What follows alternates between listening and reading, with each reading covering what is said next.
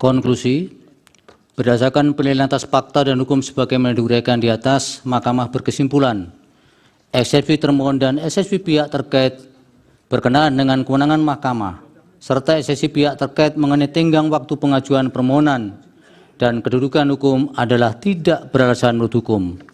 Mahkamah berwenang mengadili permohonan aku.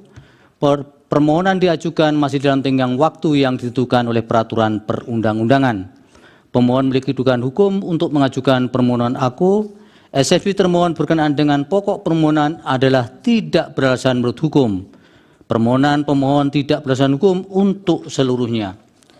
Berdasarkan Undang-Undang Dasar Negara Indonesia tahun 1945, Undang-Undang Nomor 24 Tahun 2003 tentang Mahkamah Konstitusi, sebagaimana telah diubah terakhir dengan Undang-Undang Nomor 7 Tahun 2020 dan seterusnya dianggap dibacakan.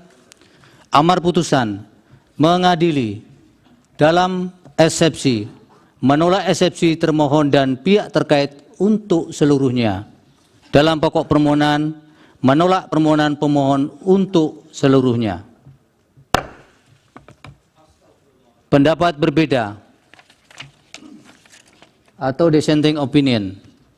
Terhadap putusan Mahkamah Konstitusi aku terdapat pendapat berbeda atau dissenting opinion dari 3 orang hakim konstitusi, yaitu Hakim Konstitusi Saldi Isra, Hakim Konstitusi Eni Nurbaningsih, dan Hakim Konstitusi Arif Hidayat